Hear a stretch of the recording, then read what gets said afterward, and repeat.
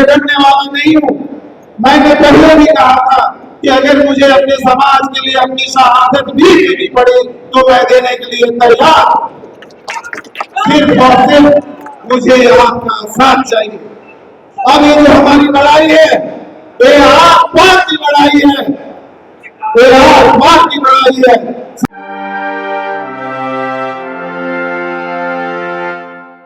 साथियों, आप लोगों ने देखा है कि पिछले 2 सालों में हमारे समाज की भाइयों की कितनी हत्याएं हुई। करीब 2 साल में 200 हत्याएं हुई। लेकिन कोई भी हमारे समाज के नेता या सरकार इस पर बोलने के लिए तैयार नहीं। बात सिर्फ हत्याएं की नहीं, बात सिर्फ एक व्यक्ति की हत्या की नहीं, बात है कि हमारे समाज की पहचान को मिटाने की कोशिश की जा रही है। बात यह है कि हमारी विरासत को खत्म करने की कोशिश की जा रही है। और इस हत्याएं पे सरकार मौन है, प्रशासन चुप है और न्याय व्यवस्था तमाशा देख रही। क्या कुशवाहा समाज की जान की कोई कीमत नहीं? क्या हमारे आंसू, हमारे खून, हमारे मातम का कोई मोल नहीं? जब भी हत्याएं होती है, मुख्यमंत्री साहब व्यस्त है, सरकार चुप है और हमारे समाज के नेता गायब है और हमारे नौजवान मरते जा रहे। पटना में दिन दहाड़े हमारे समाज की भाइयों को गोली मारती जाती है।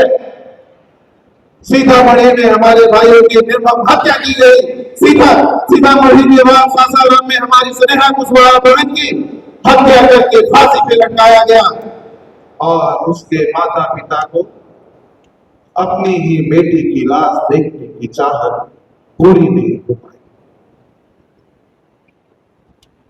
कैसा शासन है? कैसा शासन है जहां नौजवान जिंदा नहीं, बेटी सुरक्षित नहीं और हमारे नौजवान मारे जा रहे। क्या यहाँ जिंदा रहने का चाहत भी एक साजिश मानी जाएगी? क्या यहाँ इंसाफ मांगना भी एक गुनाह है क्या? साथियों, जब किसी माँ की नोट सुनी होती है तो सिर्फ एक बेटा नहीं मरता है, बल्कि समाज की आत्मा होती है। और एक माँ बोलती है कि मुझे न्याय चाहिए, पर वो माँ की आंसू अब ठहरेगी नहीं। अब एक गुस्सा हमारा रुकेगा नहीं। अब हर माँ बोलेगी और एक संकल्प लेगी कि मुझे न्याय चाहिए। और हर यहाँ पे युवा बोलेगा मुझे रोजगार चाहिए, हर बेटी कहेगी मुझे सुरक्षा चाहिए, हर व्यक्ति बोलेगा मुझे जिंदगी चाहिए। और बिहार के हर गली मोहल्ले से एक आवाज आएगी, मुझे निशिकांत चाहिए, मुझे निशिकांत चाहिए। सबको सत्ता में बैठाने का काम किया हमने, सबको सत्ता में बैठाने का काम किया हमने, सबको अपना वोट दिया, लेकिन बदले में हमें बेरोजगारी मिली। हमने लोगों के लिए अपना पसीना बहाया, लेकिन बदले में हमें अपमान मिला। हमने लोगों के लिए भरोसा किया, लेकिन बदले में वादा खिलाफी मिली।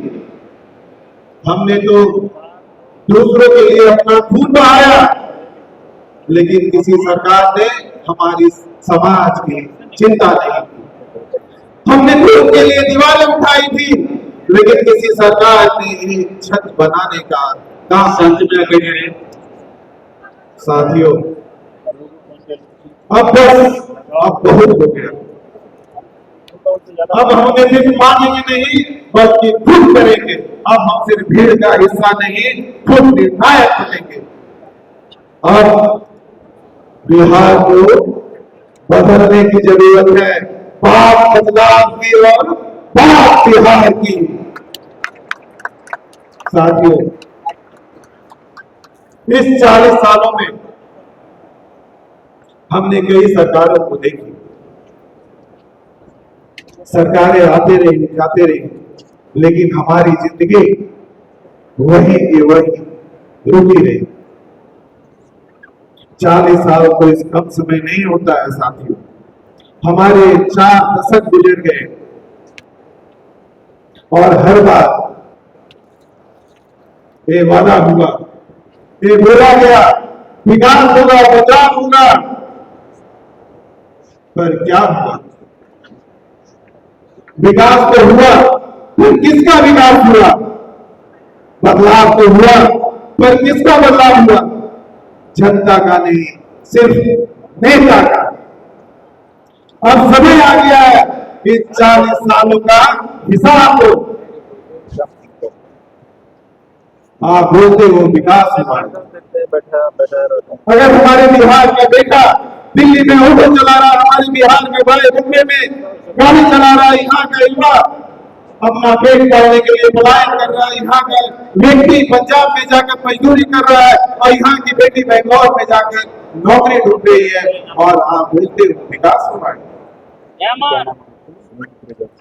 अगर इसी को विकास बोलते तो फिर एक किसान इतना मेहनत करने के बावजूद भी कर्ज में डूबा हुआ है।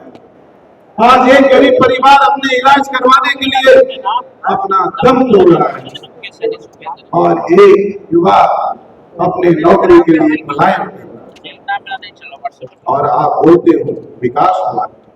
विकास तो हुआ, लेकिन सिर्फ और सिर्फ यहाँ के अखबारों में और होर्डिंग में हुई है, ना कि सच्चाई जनता के विकास।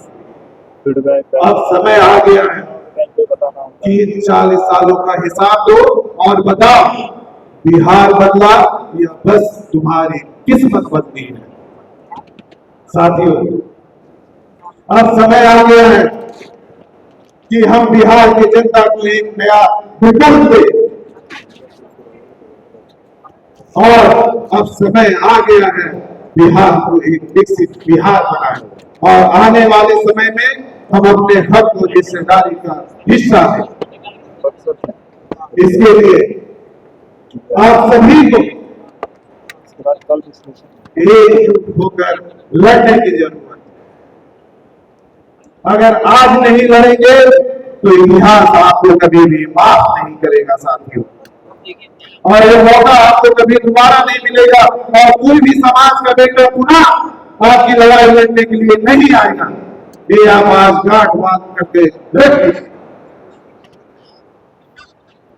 और अगर हम चाहते हैं कि 2025 में हम बिहार को एक विकसित बिहार बनाए और अपने समाज को एक मजबूत समाज बनाए और 90% लोगों को उनका हक और हिस्सेदारी दे, तो इसके लिए हम सभी को एक मंच पर आने की जरूरत है।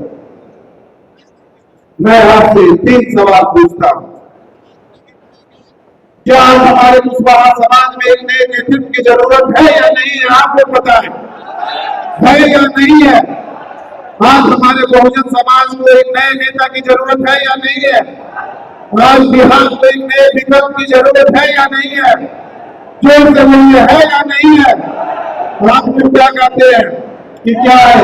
हमें एक नई पार्टी बनानी चाहिए, हाँ, और 2025 में अपनी ताकत दिखानी चाहिए, हाँ।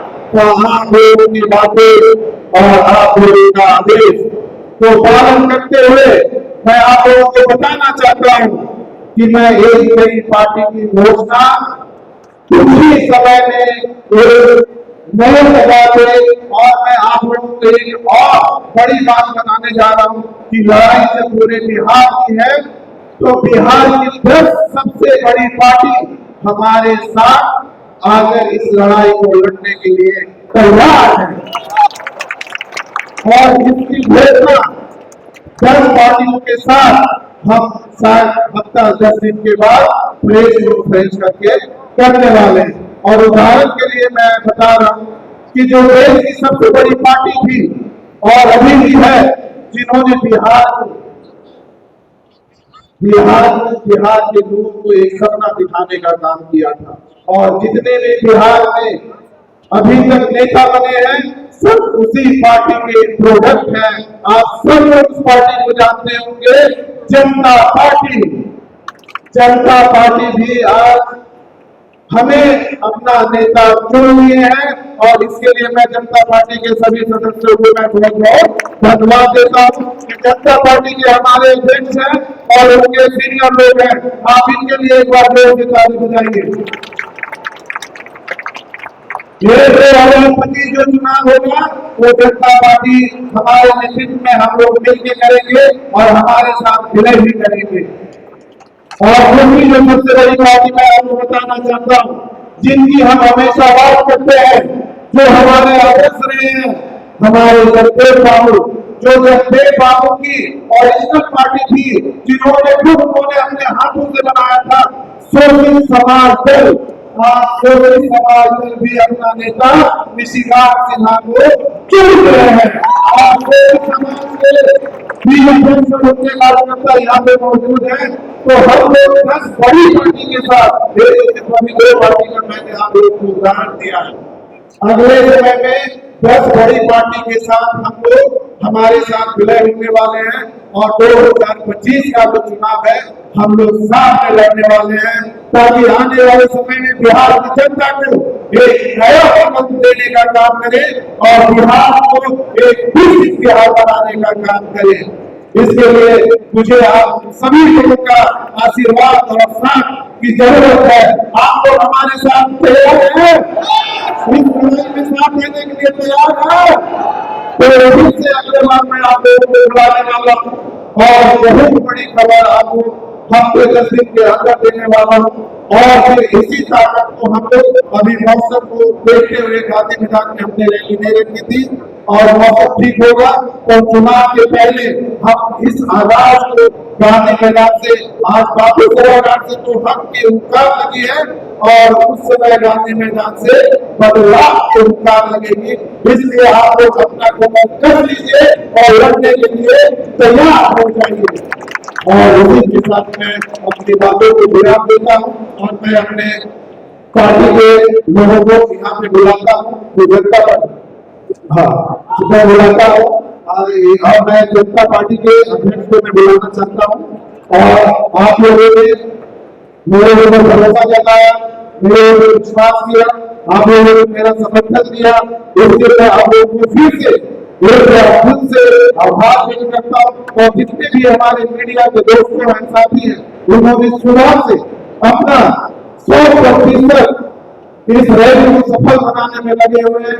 अपना समय उन्होंने कीमती समय दिया, इसलिए मैं अपने सारे मीडिया के कार्यकर्ता को, साथी को मैं दिल से धन्यवाद देता हूँ। इसी तरह से आपका साथ, आपका प्यार बना रहे और आने वाले समय में हम लोग एक होकर बिहार को बदलने का धन्यवाद।